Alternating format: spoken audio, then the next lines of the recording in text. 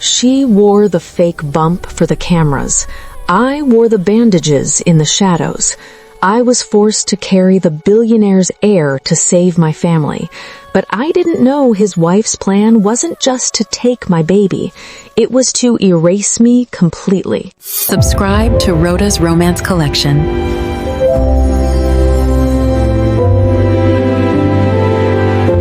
Few weeks earlier, the pen died halfway through my signature. I pressed down harder, dragging the ballpoint across the paper, trying to make the ink bleed out. It left only faint scratches.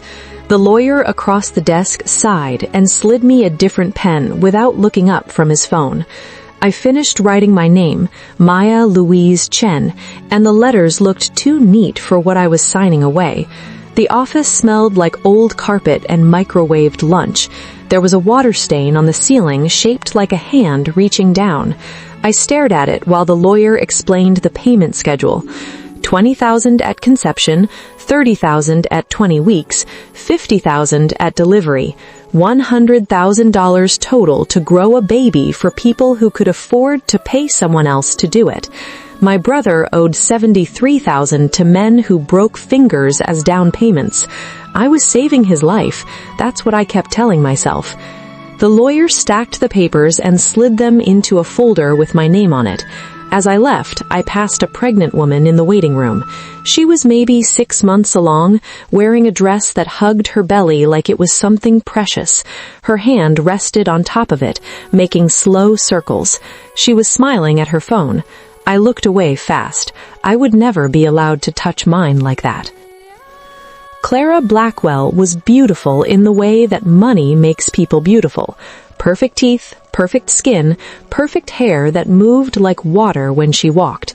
She stood in the kitchen of the estate holding a laminated sheet of paper. "Your guidelines," she said, handing it to me. I read them standing up. 8 rules total.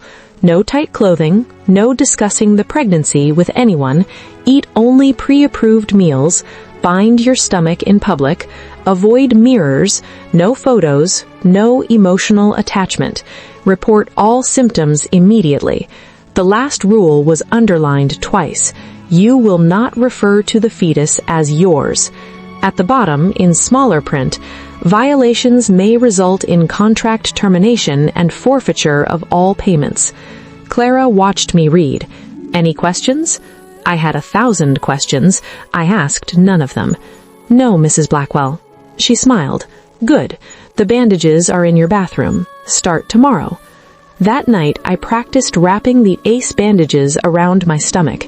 They smelled like the athletic tape from high school, the kind they used when someone sprained an ankle during PE. I wound them tight, the way Clara's housekeeper had shown me. Each wrap made it harder to breathe. I looked at myself in the mirror, my body flattened, erased, made acceptable.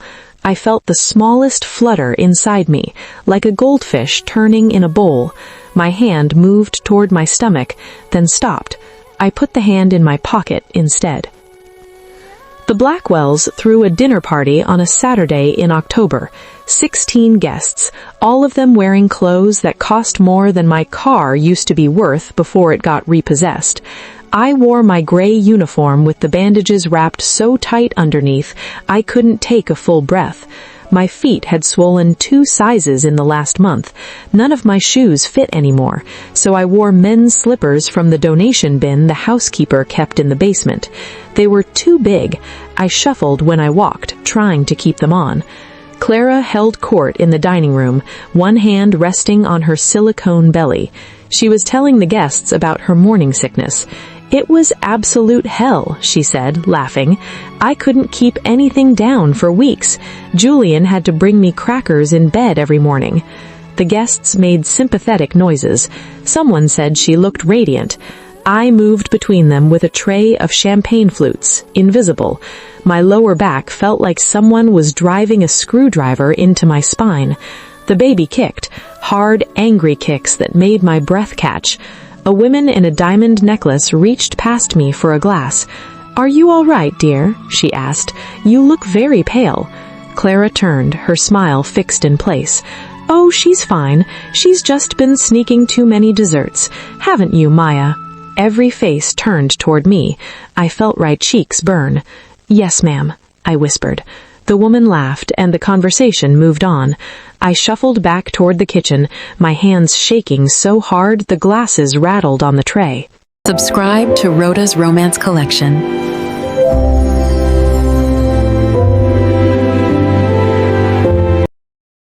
I was crying in the kitchen when he found me. Not loud crying, the quiet kind where you press your palms against your eyes and try to breathe through your mouth so no one hears. I'd been craving salt for 3 days. Pickles, olives, anything briny and sharp. Clara had denied every request. "Sodium makes you retain water," she'd said.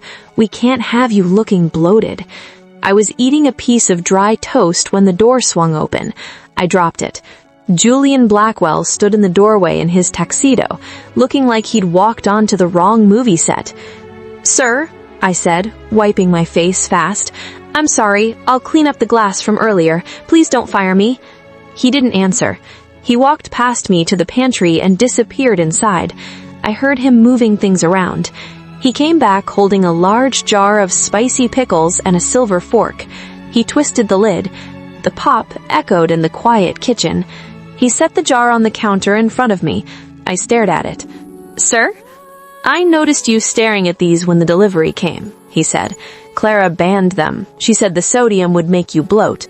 My throat went tight. "I can't. The contract." He leaned forward, his hands bracing on the counter on either side of the jar. "Clara isn't in this room right now, Maya. Eat." I picked up the fork with shaking hands. I speared a pickle and bit into it. The taste exploded in my mouth, vinegar and garlic and heat. I made a sound I didn't mean to make, something between a laugh and a sob. Julian stood there watching me. "You didn't drop that tray because you're clumsy," he said quietly. I stopped chewing. I saw it. He kicked. Hard. My hand went to my stomach before I could stop it. "She walks around out there wearing that thing, pretending she knows what this sacrifice feels like," he said. His voice was cold now, angry. "But she doesn't. I know who's doing the work here. I know who's protecting my son." He pushed the jar closer. "Finish them. Hide the jar behind the flour bin when you're done. I'll make sure she never looks there." He walked to the door, then paused. "Next time your feet hurt, sit down. If Clara complains, tell her I ordered you to guard the kitchen." He left. I sat on the floor and ate pickles until the jar was half empty, crying the whole time. It was the first time in 7 months anyone had treated me like I was human. The next afternoon, I found a heating pad in the laundry room. It was sitting on top of the folding table with a pillow next to it. No note, just the items placed carefully where I'd see them during my shift. I picked up the pillow. It still had the price tag, $89. I used to make $72 a day at my old waitressing job before I got fired for missing shifts to go to the fertility clinic. This pillow cost more than a day of my old life. I sat down on the concrete floor and pressed it against my face. The fabric smelled like the department store, clean and new and untouched by anything sad. I cried into it. Not because my back hurt, though it did. Not because I was tired, though I was. I cried because kindness hurt worse than cruelty when you weren't used to it. Cruelty you could build walls against. Kindness slipped through the cracks and found all the soft parts you thought you'd protected. I used the heating pad every day after that. I hid it behind the cleaning supplies when I was done. Sometimes I'd find it plugged in and already warm when I arrived, like someone had prepared it for me. I never asked who. I was afraid if I said thank you out loud, it would stop. Dr. Morrison came on a Thursday. He was Clara's personal physician, a thin man with wire-framed glasses who always looked like he'd rather be somewhere else. Clara led him to my room in the basement. "Time to check the asset," she said. She actually said asset, like I was a storage unit she was renting. I lay on my bed while Dr. Morrison measured my belly with a tape measure. Clara stood at the foot of the bed with a clipboard writing down numbers. Fundal height is measuring right on track, Dr. Morrison said. He pressed the fetal Doppler against my skin. The baby's heartbeat filled the room, fast and strong like horses running. Clara timed it with her watch. The baby kicked during the exam, a big rolling movement that made my whole stomach shift. Clara flinched, just slightly, but I saw it. For half a second, the reality of what was inside me became too real for her. A person, growing, living. Dr. Morrison wouldn't look at me. He kept his eyes on his instruments, on his clipboard, on anything but my face. I recognized the expression. I'd seen it in the mirror for months. Shame. When they left, I lay in the dark and put both hands on my belly. The baby kicked again, pressing against my palm like he was saying hello. I whispered, "I see you. I know you're real." I found out about the photo shoot when I heard voices in the garden. I looked out the kitchen window and saw lights set up near the rose bushes. A photographer was adjusting a reflector while Clara stood in a flowing white dress, her hand curved over her fake belly. She looked like a painting of motherhood, glowing and serene and completely fake. "Chin up just a bit," the photographer said. "Beautiful. Now close your eyes and connect with the baby. Think about meeting him for the first time." Clara closed her eyes. A smile spread across her face, peaceful, loving, perfect. It was the best acting I'd ever seen. I watched for 10 minutes until the baby kicked so hard I had to sit down. That night, alone in my room, I lifted my shirt in front of the bathroom mirror. My stomach was huge now, covered in stretch marks that looked like lightning. I took out my phone, the cracked one with the screen that flickered sometimes, and held it up. Click. One photo. Me and my son. Proof that this was happening to a real person. I looked at it for 30 seconds. Then I deleted it. If anyone found it, they could say I violated the contract. They could take everything. I couldn't risk it. But for 30 seconds, I had proof that I existed. I heard them through the study door. I wasn't trying to eavesdrop. I was dusting the hallway, moving the cloth in slow circles over the table with the fresh flowers, trying to make the work last because my shift didn't end for another hour and I had nowhere else to go. "What about Alexander?" Clara's voice. "Too common," Julian said. "Harrison? Maybe. What about Julian Jr.? Absolutely not. He should have his own name, his own identity." They went through a dozen names, strong names, power names, names for men who would inherit empires and sit in boardrooms and never know what it felt like to choose between groceries and electricity. None of them felt right. That night, I whispered my own name to my belly. "Elijah," I said. "It means, my God answers." I'd learned that in Sunday school, back when my family still went to church, before my father left and my mother started working 3 jobs, and Sundays became just another day. I'd been praying for 8 months, praying someone would help us, praying this baby would be okay, praying I'd survive what was coming. "Elijah," I whispered again. The baby moved, a slow roll, like he was settling in to listen. I heard a sound and looked up. Julian was standing in the doorway. I don't know how long he'd been there. Our eyes met. Neither of us said anything. He turned and walked away, his footsteps quiet on the carpet. The file fell while I was dusting the bookshelf in Julian's office. A folder slid off the top shelf and hit the floor, papers spilling across the hardwood. I knelt to pick them up, and the heading caught my eye. Post-birth protocol, relocation, and NDA. I should have put it back. I didn't. I sat on the floor and read. The paper was heavy, expensive, the kind with texture, the kind that made terrible decisions look official. Step 1, induce labor at 36 weeks to ensure delivery during optimal media window. Step 2, immediate separation. Surrogate is not to hold infant. Medical staff will be briefed. Step 3, surrogate to be relocated to recovery facility in Nevada. All communication monitored. Step 4, Final documentation to be signed within 48 hours. Surrogate will sign under sedation if necessary. Step 5.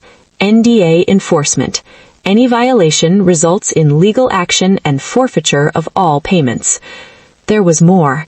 Details about the press release, a timeline for Clara's recovery, a script for the birth announcement. At the bottom, a note in someone's handwriting. Monitor surrogate for signs of attachment. Increase supervision if necessary. They were going to drug me if I fought back. They were going to take my son before I could even kiss him. They were going to throw me away like used packaging. I put the papers back in the folder with shaking hands. I put the folder back on the shelf. I finished dusting. Then I went to my room and started planning how to disappear. I packed the backpack on a Tuesday. 1 pair of jeans, 2 shirts, underwear, socks, my brother's photo, the one before the drugs when he still looked like himself, and $247 in cash, saved $1 at a time from tips the other staff members had given me, hidden in a tampon box under my sink because I knew no one would look there. I left behind the one maternity dress that actually fit, the soft blue one the housekeeper had given me from her daughter's pregnancy. It belonged to the estate. Even running away, I was still following their rules. I waited for midnight. The house was finally quiet. No dinner parties, no guests, no Clara walking the halls checking that everything was perfect. I put on my jacket, slung the backpack over one shoulder, and opened my door. The hallway was dark.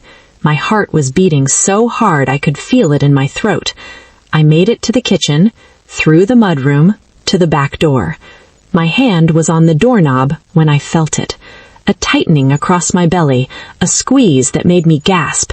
Not now, I thought. Please, not now. But my body wasn't asking permission. Another contraction hit, stronger this time. I gripped the doorframe, breathing through it. When it passed, I ran. The driveway was long and dark. My feet slapped against the wet pavement.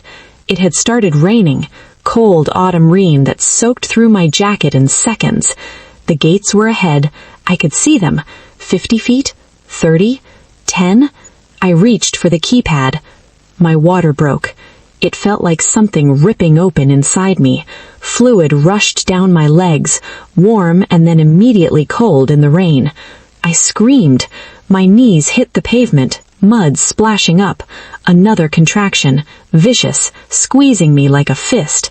"Help!" I screamed, even though I was afraid of who would answer. Headlights flooded the driveway. A car screeched to a stop. I looked up through the rain and pain. Julian was running towards me.